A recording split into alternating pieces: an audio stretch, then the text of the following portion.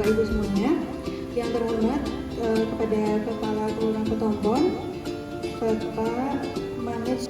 Kemudian yang kedua, saya mengucapkan terima kasih banyak kepada ibu-ibu yang telah hadir, sudah menyempatkan waktunya untuk mengikuti kegiatan. Posyandu.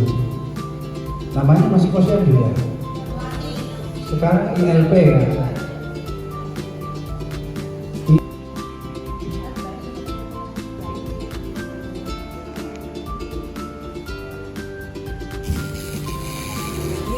ILP siaga, siap sehat, jaga masyarakat. Oke, mantap sekali. Totalnya itu adalah penyebab kematian sebesar 73% dari 100% kematian yang ada di Indonesia.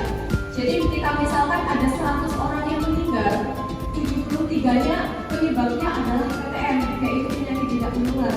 Nah, biasanya untuk penyakit-penyakit tidak menular yang menjangkit itu bisa didasari seperti stroke, terus juga ada tadi diabetes mellitus, ada jantung koroner yang mungkin kalau kita dengar namanya itu sudah ngeri gitu ya.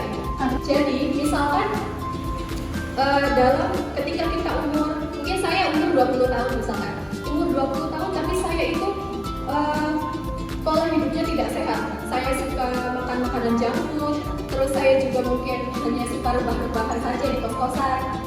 Ya meskipun agak benar tapi nah, nanti dampaknya akan dirasakan ketika 10 tahun, 20 tahun lagi.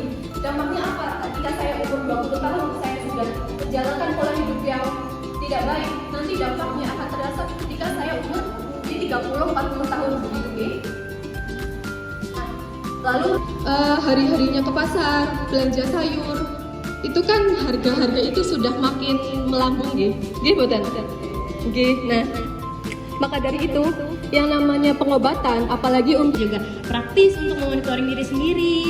Lalu ada bisa digunakan berulang kali karena tabelnya ada dari Januari sampai Desember.